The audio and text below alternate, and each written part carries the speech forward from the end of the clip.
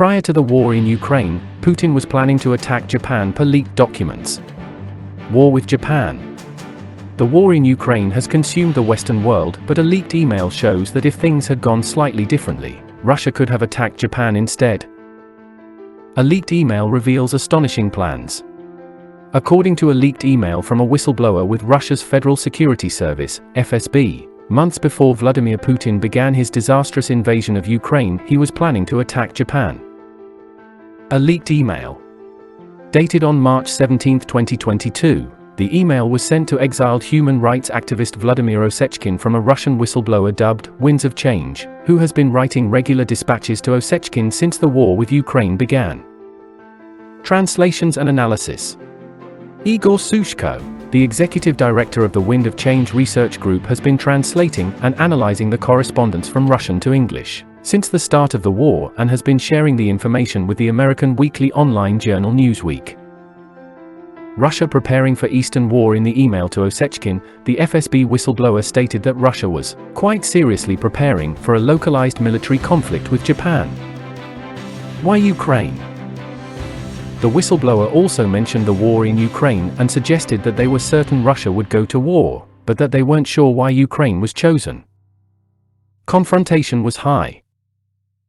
Confidence that the countries would enter the stage of acute confrontation and even war was high, wrote the FSB whistleblower in their March 17, 2022 email to Ovechkin.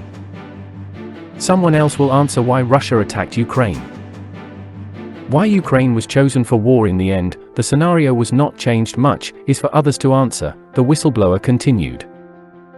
Specifics of the attack. Isabel van Bruggen, the Newsweek journalist who broke the story, wrote about the specific details involved with Russia's proposed attack on Japan. Japanese Nazis. The whistleblower detailed movements of electronic warfare helicopters targeting Japan, while Russia's propaganda machine was also initiated, with a huge push to label Japanese as Nazis and fascists. The rhetoric is eerily similar.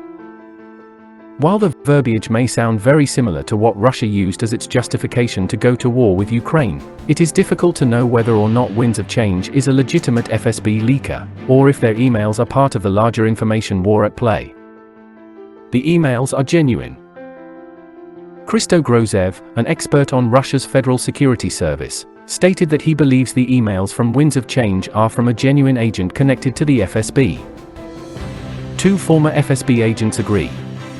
Grozev said he had shown the letter to two actual, current or former, FSB contacts, and those agents had no doubt it was written by a colleague. Why attack Japan? All of this leads one to ask why. What advantage would Russia gain from attacking Japan?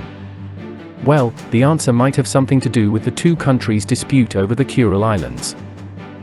The Kuril Islands. After the end of World War II, the new Japanese government never formally signed a peace treaty with the Soviet Union, largely because of their disputes over a group of islands that were being occupied by Soviet forces, which are still under Russian occupation today. Ukraine swapped for Japan.